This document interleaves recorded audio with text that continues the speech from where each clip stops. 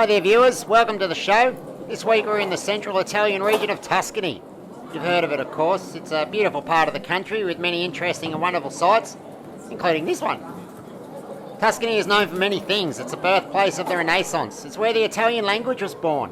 It's the home of some of the most well-known wines in the world. It's Florence, it's Pisa, it's mountains, it's beaches, it's art, it's food, it's romance. Let's check it out.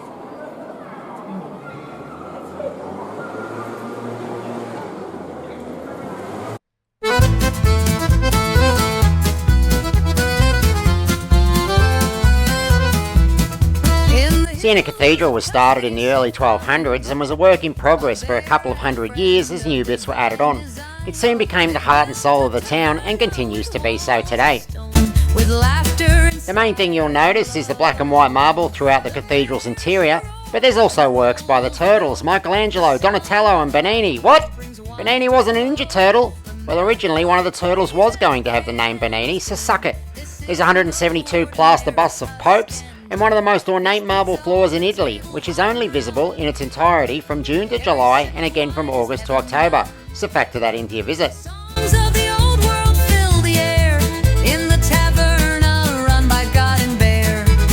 Check out the Piccola Mini Library, built in 1492. It's a room in the cathedral dedicated to the illuminated manuscripts of Pope Pius II.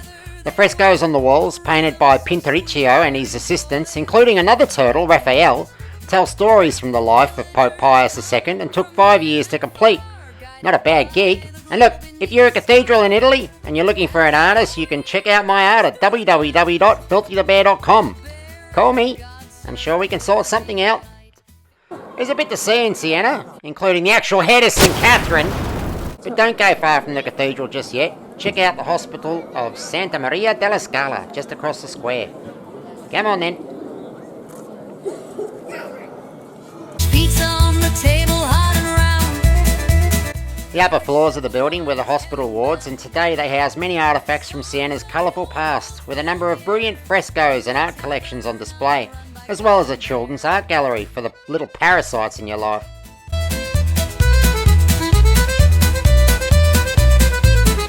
There are a bunch of sacred objects, including bones from the forearms of saints and these nifty display arms. Oh, and this bauble of unassuming liquid, which just happens to be the blood of Jesus Christ.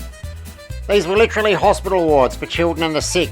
Santa Maria della Scala possibly opened in 898 CE. It was one of the first hospitals in Europe and one of the oldest still existing hospitals in the world today. Every sip of wine is heaven bound.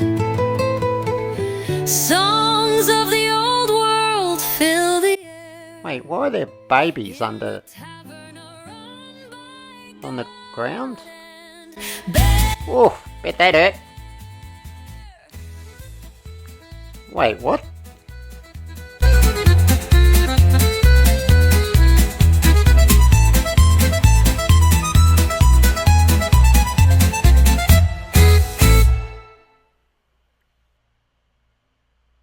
Make sure you go down into the lower vaults, many excavated from the natural sandstone, which house, among other things, the Archaeological Museum.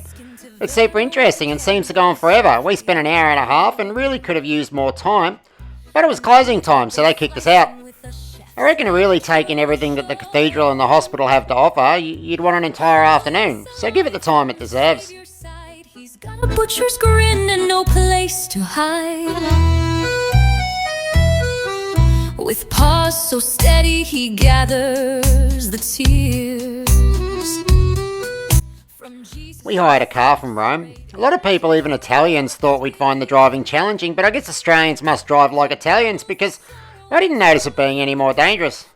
In fact, it was a great way to see the countryside.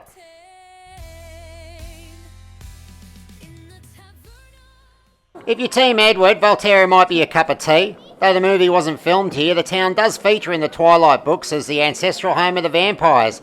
Not the scary vampires, mind. The ones that sparkle in the sun and think it's okay to date children.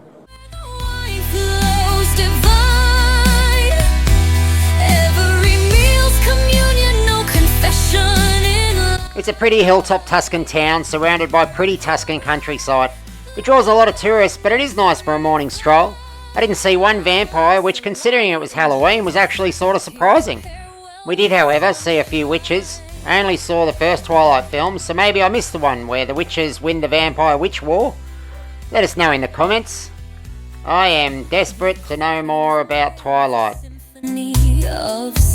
Have a look at the churches and wander the cobbled streets. You can do Volterra in a morning if you push for time. We did, and I'll be honest, I didn't really feel like we missed anything. Sweet Tuscan night where rules don't apply. A holy charcuterie under open sky. There are some Roman ruins in Volterra. Not big on cleaning up after themselves, the Romans. The country's just lousy with ruins from Roman times. It's disgusting.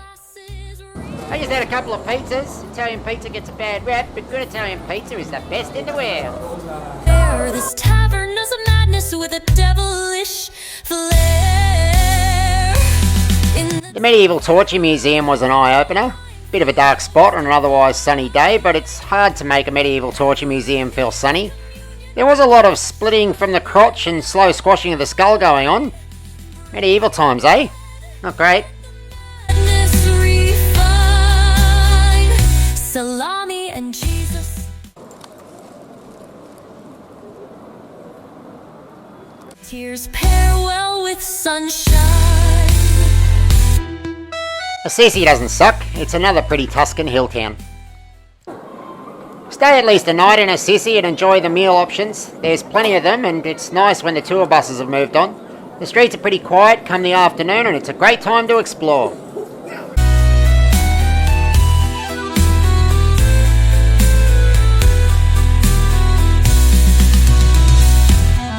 In the taverna where the wine flows divine. Every meal's Assisi's favourite son has got to be St. Francis of Assisi. I mean, it's in the name, and he's sort of the model of what a good Christian should be.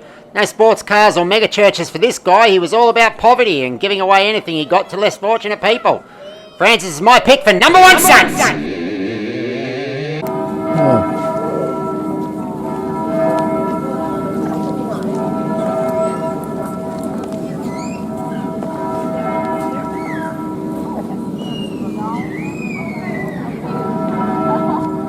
He also loved animals, and World Animal Day on October 4th is also St. Francis's feast day. Legend.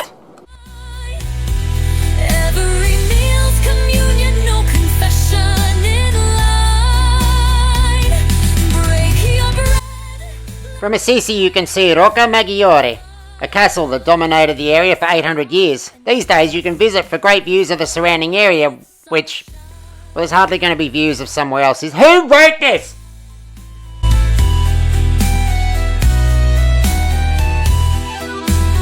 There's a bunch of meal options in town, and though it's small, you could spend a couple of days in Assisi just hanging out and relaxing. In the taverna where the wine flows divine. Every meal's communion, no confession in line. Break your bread, let the madness. Oof, focus, people. Is this really going to be our last shot? Jesus, tears Focus. well with sunshine. Jesus. Okay, look, that last shot was a bit blurry. I should probably take it out, but I know I won't. I can't be bothered. So look, to make up for it, you get this extended shot of me walking upstairs. Don't say I never give you anything. And there I go from behind. Look at that ass.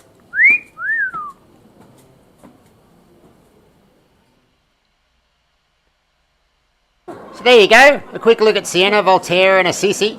I think I'll definitely come back. I'd like to stay in one of the towns for a while maybe and do some paintings. I found it all pretty inspiring. What are you waving at, you little prick? It is just so relaxing here.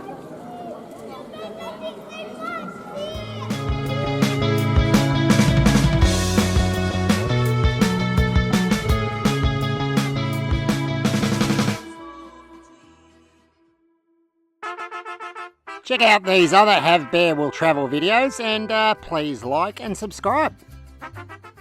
You can also throw me some money if you've got some. I'm sure you have.